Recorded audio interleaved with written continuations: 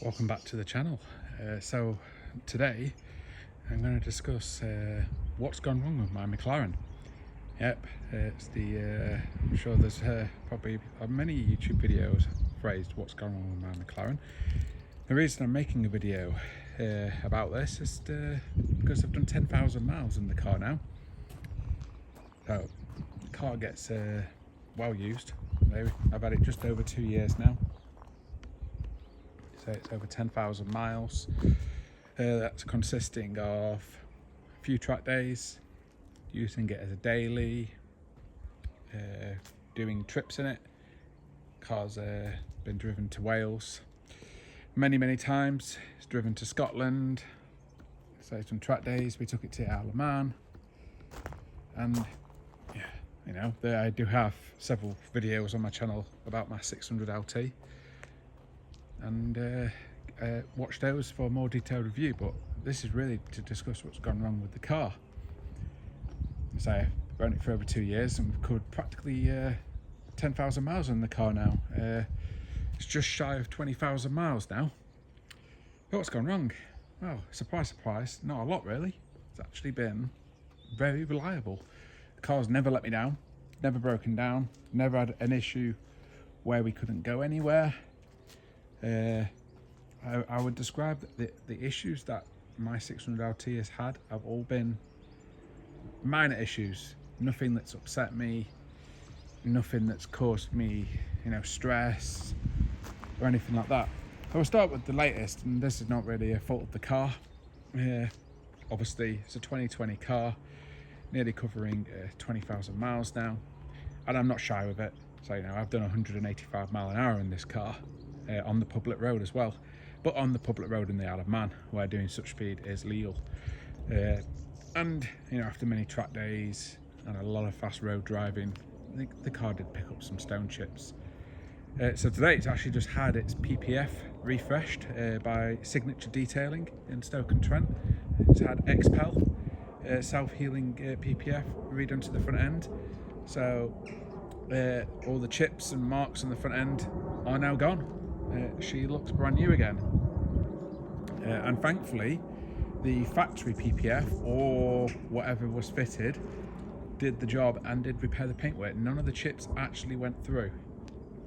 So yeah, I don't think I could I'm not going to say that getting some stone chips is something that has gone wrong with my McLaren. All cars get stone chips, but because the car's been that reliable, I'm literally having to highlight everything, no matter how minor. The other thing that went wrong with the car, this was caught early on, and that was door hinges. It's not a secret. Door hinges are weak point on all of the sports series, absolutely, and might even affect other McLarens as well. But the hinges were spotted during the manufacturer's warranty, and they have been replaced. And that's your hinges there. They're very big, really heavy duty items. So it's had new door hinges either side, and supposedly these are the new updated hinges. What I have heard rumours that they can still maybe crack. I think the updated ones, they don't have holes here. I'm probably adding a few grams. And for those of you interested, I actually kept one of the old hinges as a memento. Now excuse my garden. I'm just going to go and get, that's the track tyres for the McLaren, Nankang AR1. It's here in the bin storage. This is the old hinge. So what happens is that they essentially make a micro fracture around these points there. But apart from having some, so it's been in our bin store, this thing, this is one extremely hefty unit. So and when I say it, I personally think the door hinge issue is a little bit over exaggerated. I simply cannot see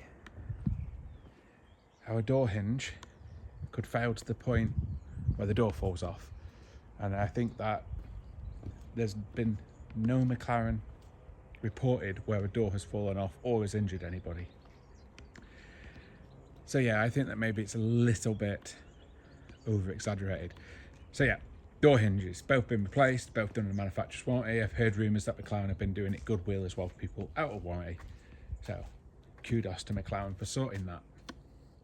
Again, a real, not a minor issue. Those were sorted when the car was in for service. The real biggest issue that we've had with the car, which I guess, you know, we did have to drive it summer, but it is a convertible, so it's not the end of the world, is that the aircon failed. And the reason the aircon failed, obviously I can't show you in detail, but when you go behind this fender liner here, the aircon pipes are actually down here. And what happens is that moisture gets in there, which then causes corrosion on the pipes corrode, and the gas escapes. And obviously you can regas the car, but don't hold it. So that was new aircon pipes, which would have been about £1,100 bill, but the extended warranty covered the replacement of the aircon pipes. So the car now has fully working aircon. What else has gone wrong with my McLaren? Let me think. So we've done door hinges. Again, on a service, so not something I took it in for. It was actually, I think it was the service this year, back in February. They serviced the car and they basically said, one of your front dampers is leaking. And we've tested it and it's leaking to a point where it needs to be replaced.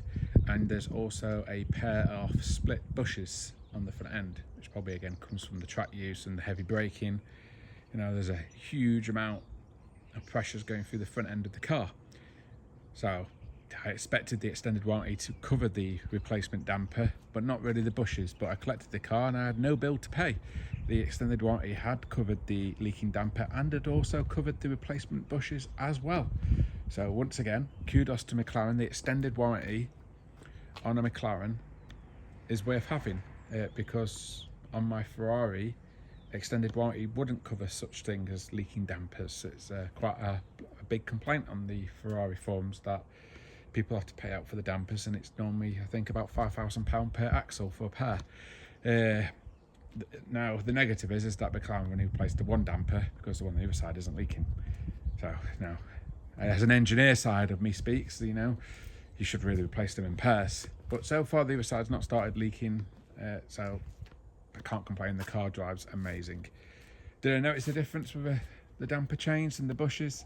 Maybe a little, but obviously it only just started, so the suspension was anywhere near the point of, you know, being compromised, as to speak. So yeah, it's had a new damper and it's had new bushes. Again, under warranty. It's had new aircon pipes under warranty. Obviously the PPF replacement isn't under warranty. That's why I went to Signature Detailing, and that's cost me a couple of £1,000 to have that refreshed. And let's have a close look, but cameras are not very good, but those guys have done a great job, because obviously before you fit PPF you've got to polish it all up.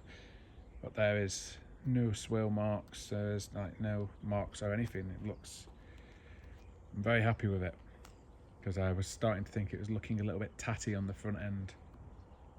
And though I normally have all my car stuff done by Autobrite, he's not doing PPF yet, and I really wanted XPAL and the guys up at Signature Detailing, I feel, for £2,000 to have the entire front end replaced, and that included taking the old PPF off, which can be a bit of a nightmare.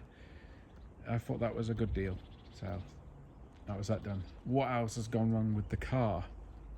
Again, not really something that went wrong with the car. I fitted a new pair of disc and pads, simply because, as I say, done a handful of track days in the car, and these cars go through the front pads pretty fast, and I made the mistake of feeling that I had plenty of brake pad life left on one track day, because I was looking at this outer pad from above, which is a key point here. When you look from above, it looks like you've got loads of meat left on your pads. I mean, these are brand new pads on at the moment, so these have, but the pad wears faster from the bottom.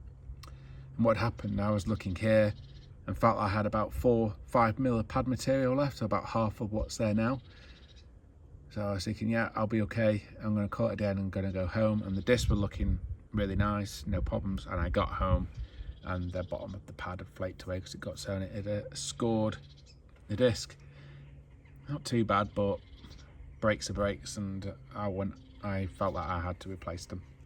So it got brand new disc and pads on the front.